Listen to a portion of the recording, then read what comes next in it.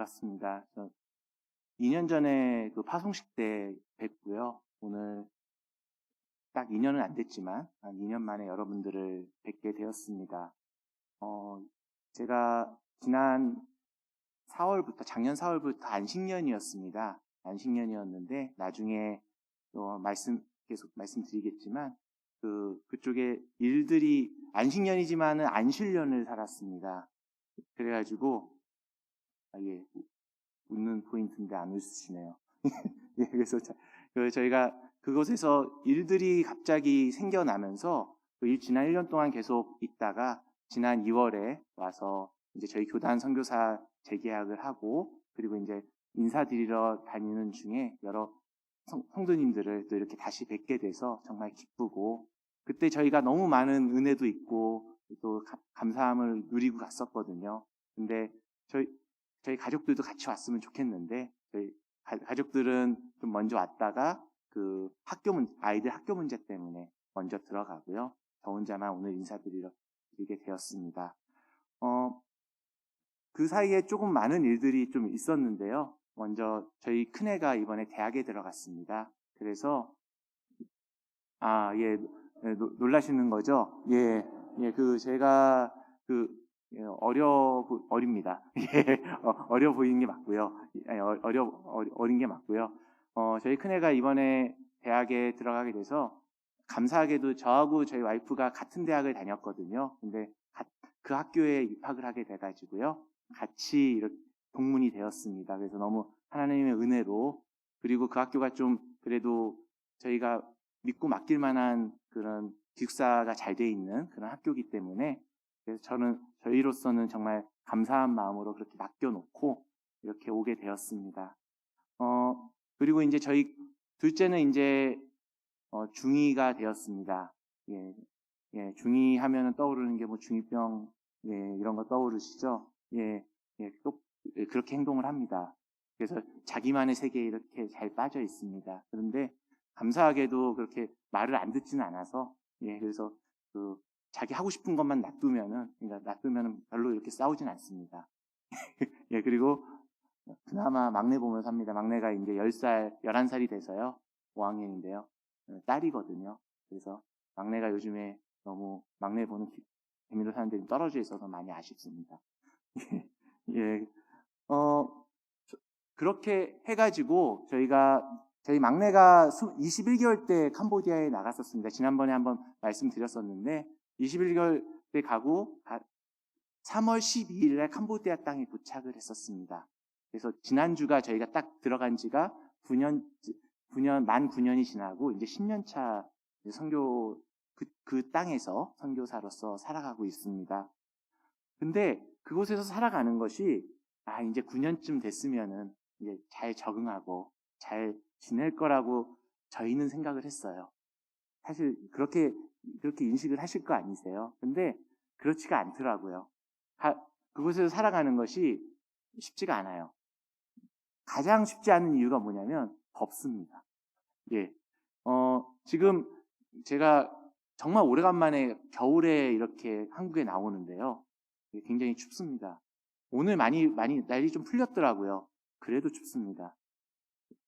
지금 캄보디아가 지금 시간에 제가 확인을 해보니까 36도더라고요. 그리고 체감 온도가 한 42도 이렇게 나온다고 합니다. 검색해 보시면 다 나옵니다. 근데 그게 1년 내내 그냥 지속이 됩니다. 좀 겨울 되면 조금 내려가요. 한 38도, 39도 이렇게 내려가요. 그리고 밤에는 보통 한국에서 25도 넘어가면은 열대야라고 얘기를 하잖아요. 거기서는 30도 이하로 내려가진 않습니다. 그래서 밤에 덥습니다. 그것도 이제 좀 요즘에도 한국도 그렇지만 바닥에서 자지 않고 침대에서 자는데요. 저는 그게 잘 안 되더라고요. 그래서 바닥에서 잡니다. 저는 바닥에 그냥 누워서 자면 다 입 돌아가신다고 걱정 많이 하시는데 저는 그게 낫습니다. 그 정도로 이렇게 근데 그것을 저는 극복할 줄 알았어요. 근데 시간이 지나면서 더 못 참겠는 거예요. 극복이 아니라. 그래서 이제 선임 선교사님들, 먼저 오랫동안 사셨던 분들은 이제 4월 달 되면은 그곳의 날씨가 가장 높을 때거든요.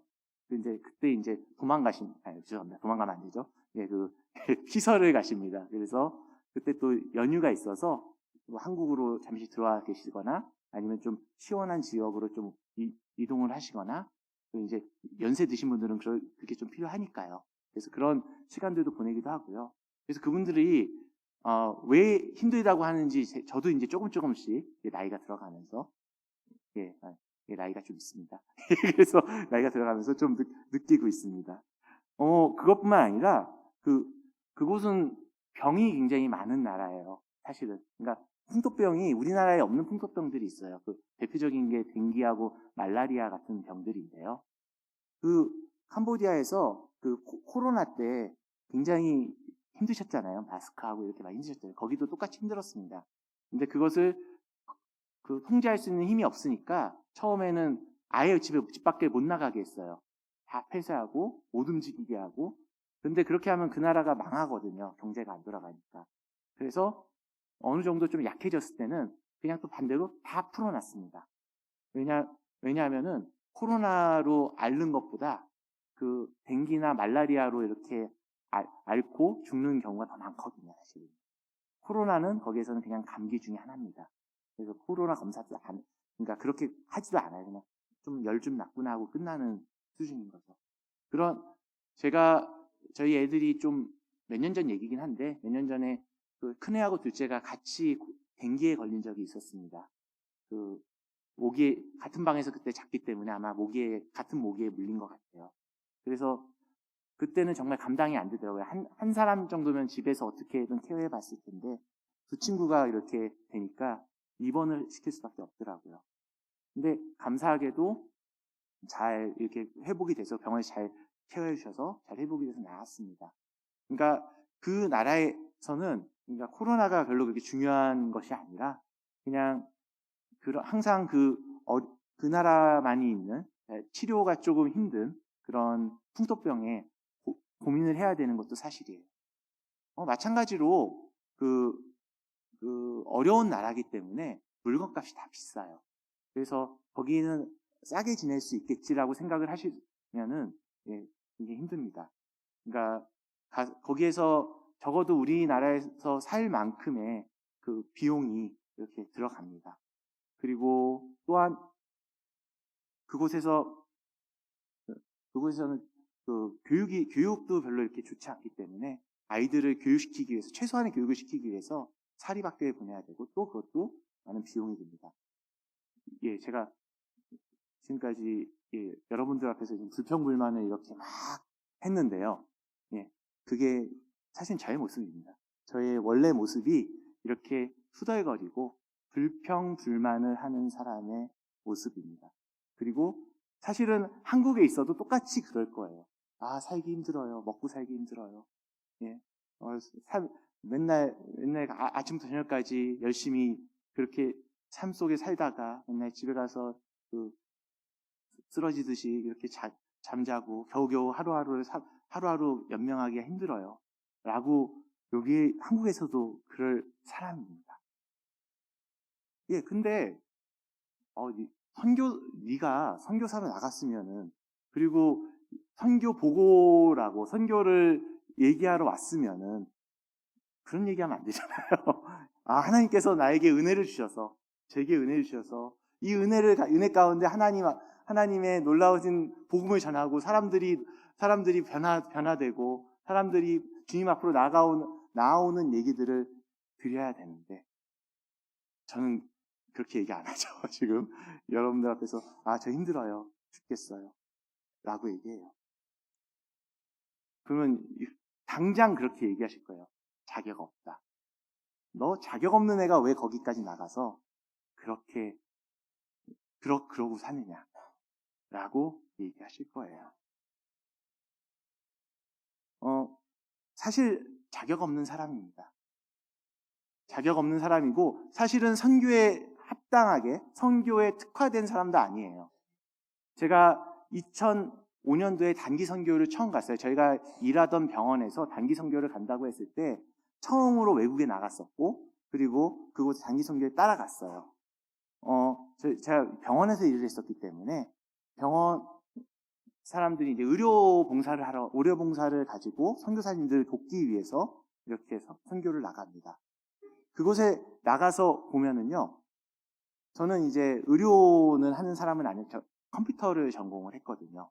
그래서 병원에서 전산을 하는 사람이기 때문에 그런 데 나가서는 별로 제가 쓸모 있는 사람은 아니에요, 사실은요.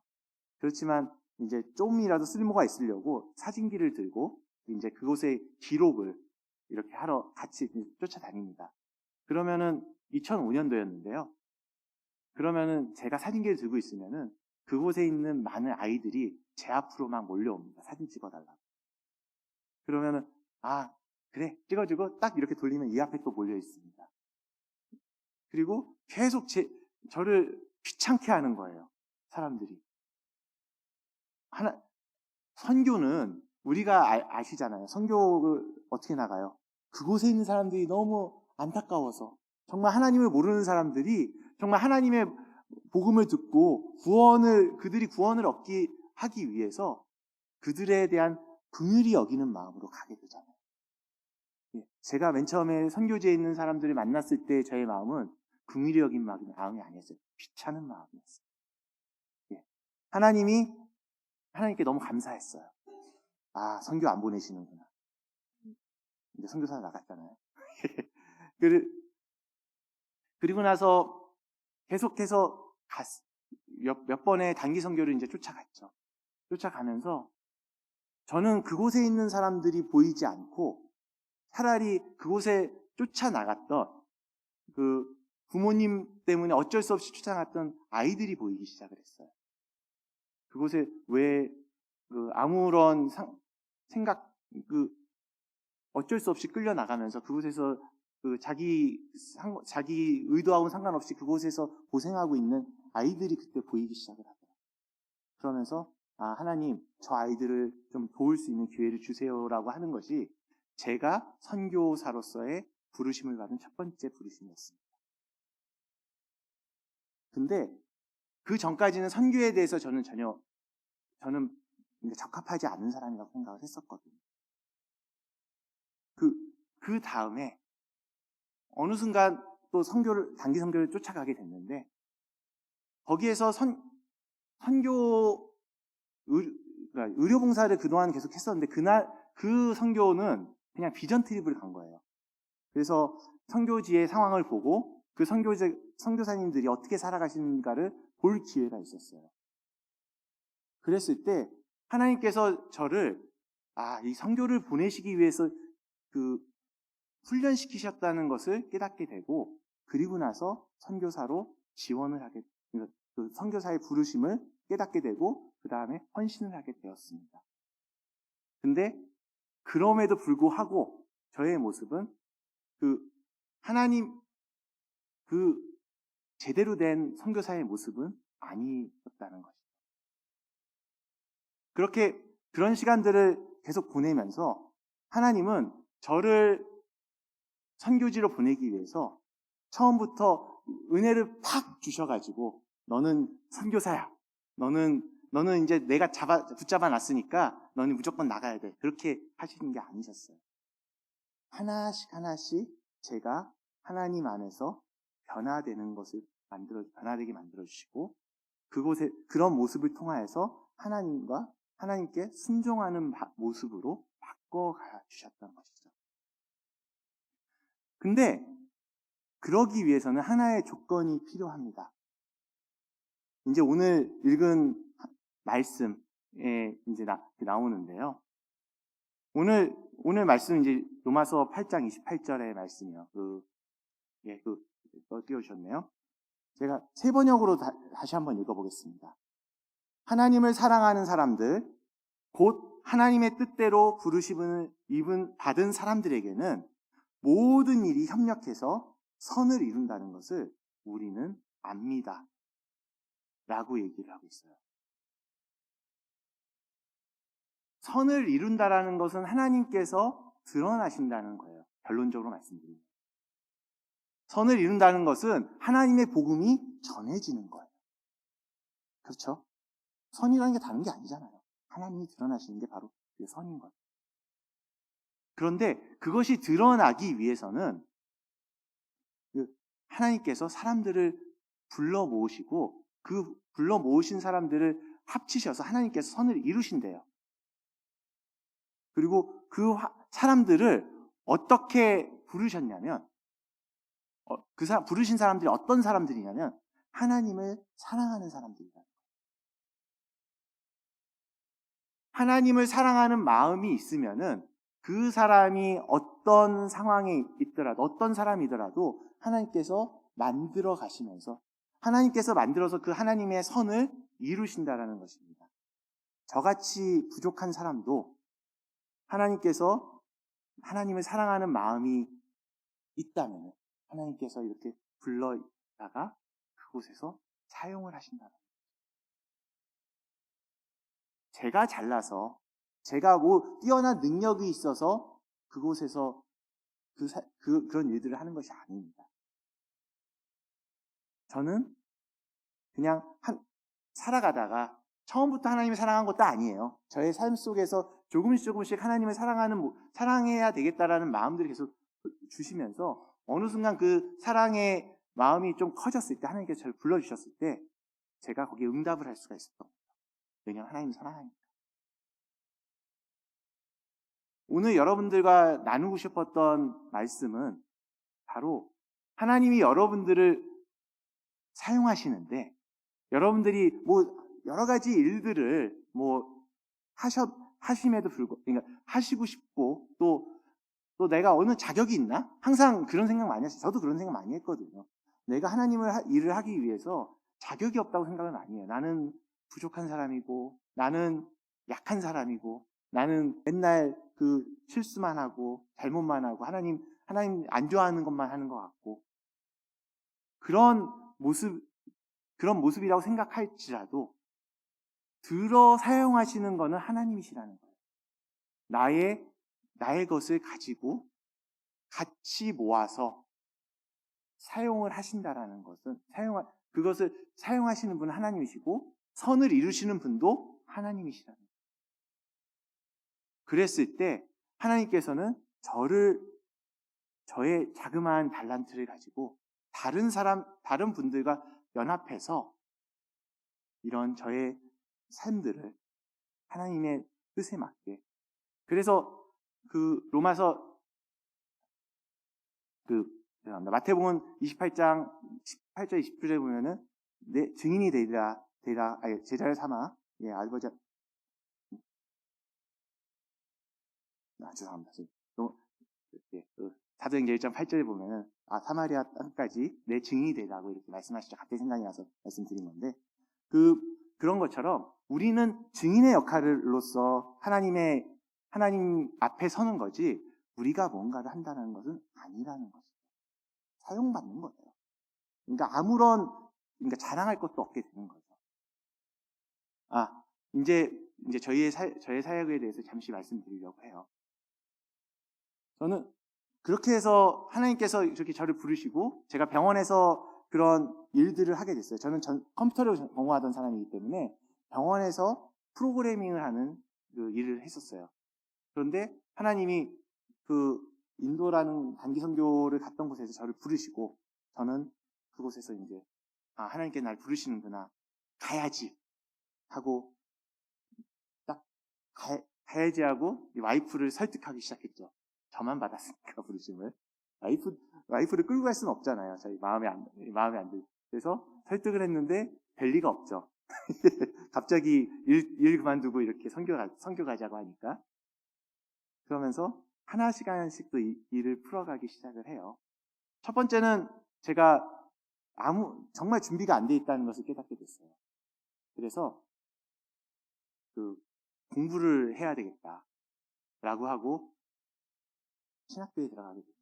그리고 나서 이제 신학을 공부하고 이렇게 목회자로서 이렇게 선교를 갈 수 있게 되었어요. 그러니까 하나님께서 저에게 선교의 소명을 주신 거는 저희가 결혼한 지 5년째 되는 날이고요.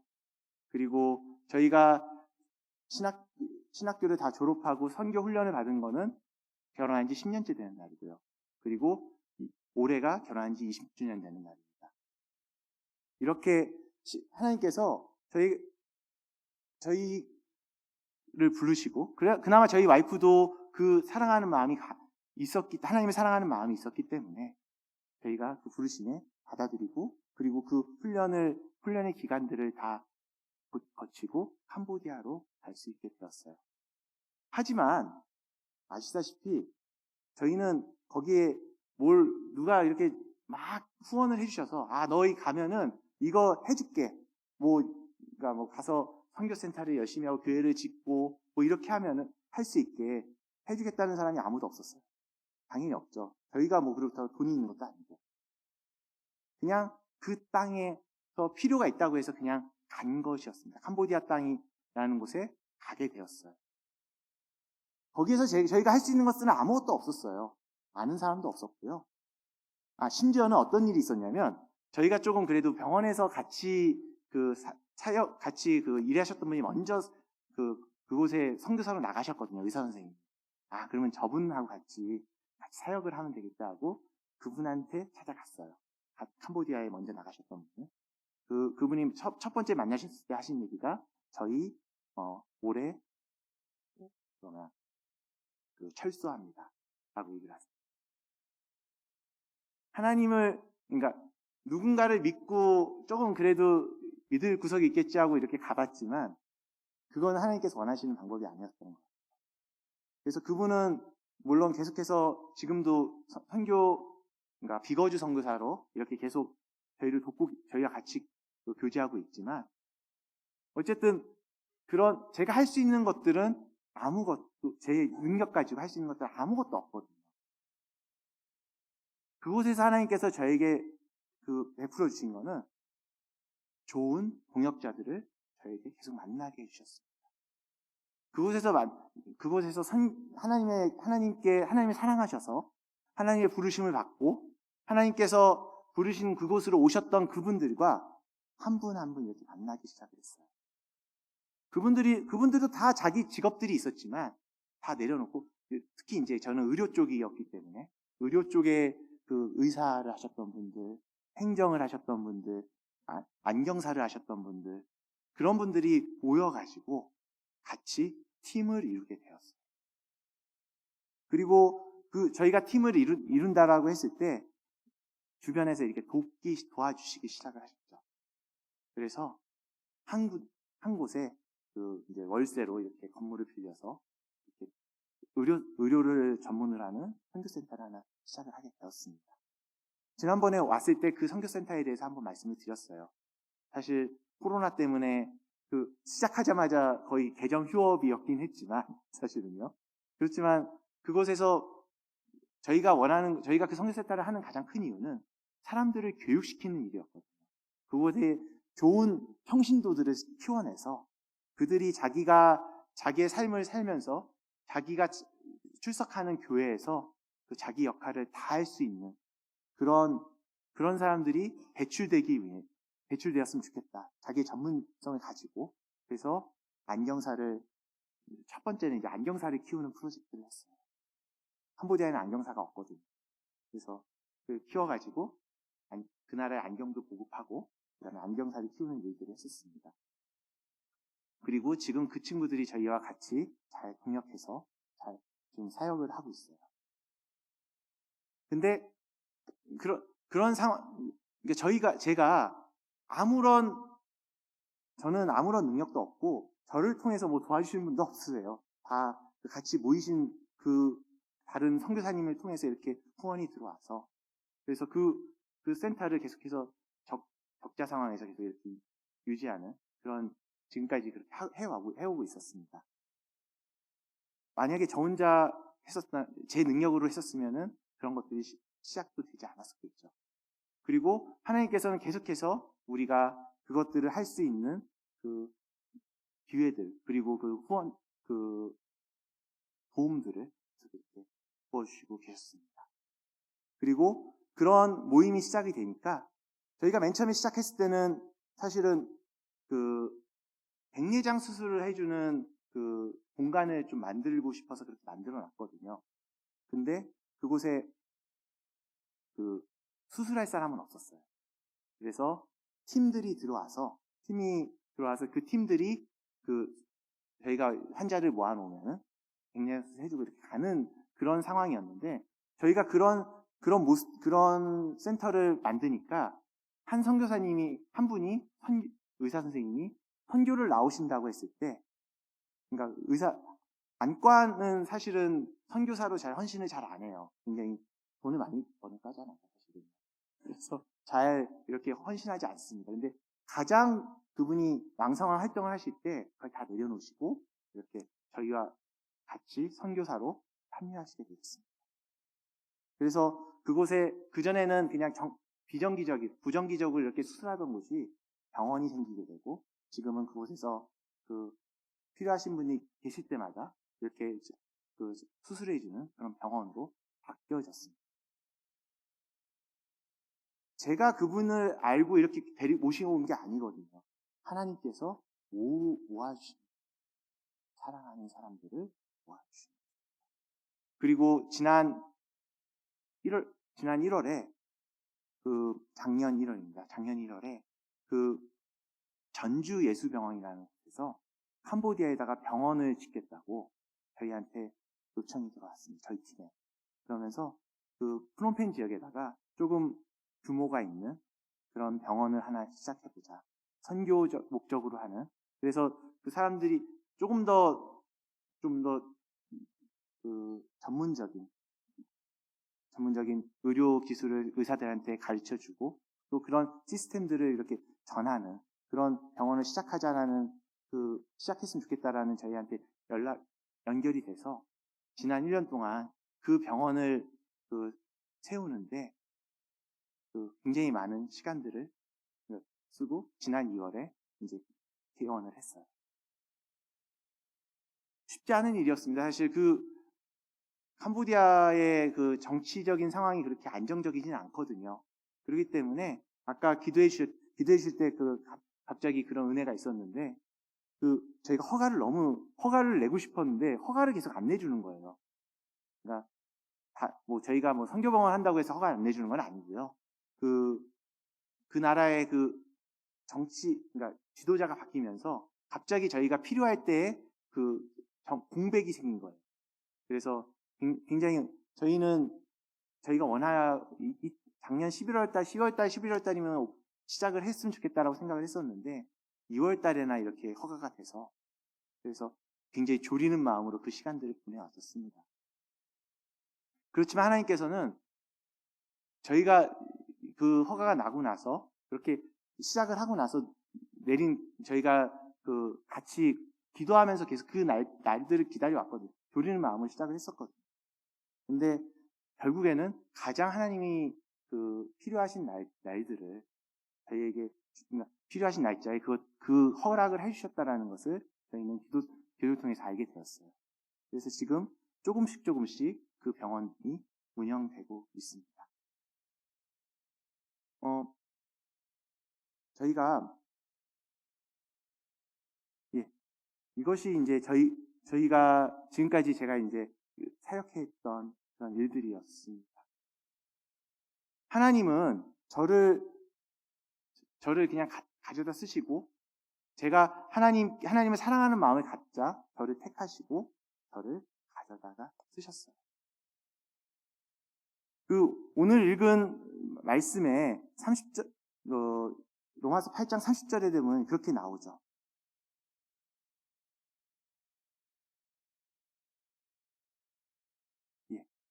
또 미리 정하신 그들을 또한 부르시고, 부르신 그들을 또한 의롭다 하시고, 의롭다 하신 그들을 또한 영화롭게 하셨다. 우리를 부르셨을 때 그냥 그것을 부르신 걸로 끝내신 게 아니라, 우리를 의롭다 하고, 즉 하나님의 자녀로서 이렇게 받아주신 거고요.